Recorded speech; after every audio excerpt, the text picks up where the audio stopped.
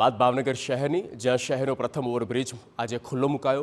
રાજ્ય સરકારની ગ્રાન્ટમાંથી મહાનગરપાલિકા દ્વારા ઓવરબ્રિજનું નિર્માણ કરવામાં આવ્યું।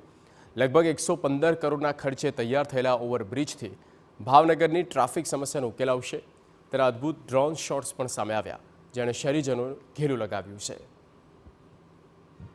તો લગભગ 4 વર્ષ પહેલા આ ઓવરબ્રિજનું બાંધકામ શરૂ થયું હતું, ત્યારે હાલ દેસાઈનગરથી શાસ્ત્રીનગર સુધી ઓવરબ્રિજની એક સાઈડ ખુલ્લી મુકાઈ। 2 મહિના બાદ ઓવરબ્રિજ સંપૂર્ણપણે ચાલુ થઈ જશે। 1.8 કિલોમીટર લાંબા આ ભાવનગર ઓવરબ્રિજને ધારાસભ્ય જીતુ વાઘાણી, કમિશનર, કલેક્ટર, ભાજપ આગેવાનોની હાજરીમાં ખુલ્લો મુકાયો છે।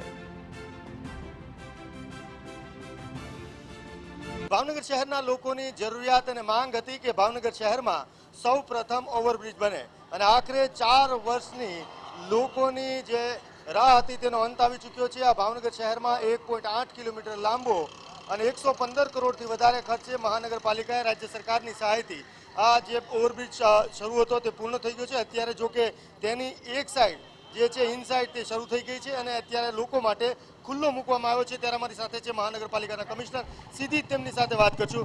સાહેબ, શું કહેશો? ભાવનગરના લોકો ઘણા લાંબા સમયથી આ ઓવરબ્રિજની રાહ જોઈ રહ્યા હતા, આજે લોકો માટે ખુલ્લો મૂકવામાં આવ્યો છે। હવે બાકીની સાઈડ ક્યારે શરૂ થશે? અત્યારે કેટલી સાઈડ શરૂ કરવામાં આવી છે? અત્યારે આપ સૌને ખબર હશે કે ઘણા સમયથી આપને સઘન મોનિટરિંગ ચાલી રહી હતી કામની।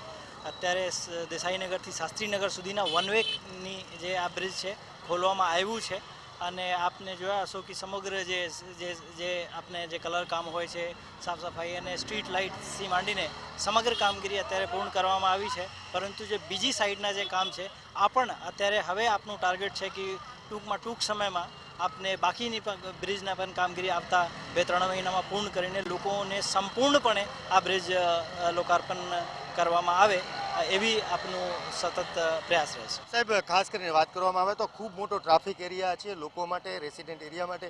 આનાથી કેટલી સરળતા લોકોને ઊભી થશે અને ખાસ કરીને ટ્રાફિક સોલ્યુશનનો આ બ્રિજથી શું ફાયદો ભાવનગરની પ્રજાને?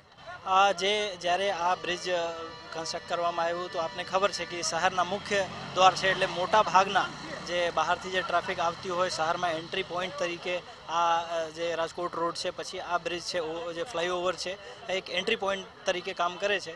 એટલે મને લાગે છે કે એના એક મોટા પાયે લોકોની એક ટ્રાફિકમાં જે સહુલિયત મળશે અને જ્યારે આવતા 2-3 મહિનામાં જ્યારે બીજી સાઈડ પણ ચાલુ થઈ જશે તો એક ટ્રાફિકના એક ખૂબ મોટો લાભ લોકોને મળશે।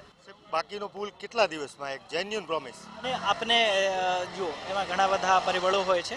આપનું ટાર્ગેટ છે કે આગામી 2-3 મહિનામાં આપને પૂર્ણ કરવાનું, ઝડપ સમયમાં આપને પૂર્ણ કરવાનું આપને પ્રયાસ કરશું। 2-3 મહિનામાં આપને ટાર્ગેટ રહેશે। આ હતા મહાનગરપાલિકાના કમિશનર સુજીત કુમારશ્રી। તેમનું કહેવું છે કે બને એટલી ઝડપથી બાકીની જે સાઈડ છે, આ બાકીનો જે પુલ છે એક સાઈડ, તે તાત્કાલિક ધોરણે શરૂ કરવા માટેના પ્રયત્ન અત્યારે શરૂ છે। હાલમાં આ એક સાઈડ શરૂ થતાં ભાવનગર શહેરના લોકોને છેલ્લા 4 વર્ષથી રાહ જોતી ભાવનગરની પ્રજાને બહુ મોટી રાહત થશે। અકસ્માતોનું પ્રમાણ ઘટશે અને આજુબાજુના વિસ્તારમાં પ્રવેશ દ્વાર સમો જ્યારે રોડ છે ત્યારે ભાવનગર માટે ખૂબ મોટી, બહુ મોટી કહી શકાય તેવી સવલત મહાનગરપાલિકા દ્વારા શરૂ કરવામાં આવેલ છે। કેમેરા પર્સન રાજેશ રાઠોડ સાથે અજીત ગઢવી, TV9 ભાવનગર। ભાવનગરનો ફ્લાયઓવર વિજયભાઈ રૂપાણી સ્પેશિયલ રાજ્ય સરકારની ગ્રાન્ટમાંથી 115 કરોડ રૂપિયાના ખર્ચે એમની મંજૂરી આપી। થોડી ટેકનિકલ બાબતો અને કોરોનાના કારણે ચોક્કસ એ ડિલે થયું છે। ઘણી બધી જગ્યાઓ પર આપણે જોઈએ છીએ થોડું ડિલે ટેકનિકલ બાબતોના કારણે થતું હોય છે, કારણ કે જોખમ પણ એટલું હોય છે। ત્યારે કોઈ ક્ષતિ ન રહે એના પ્રયાસો પણ રાજ્ય સરકાર અને કોર્પોરેશન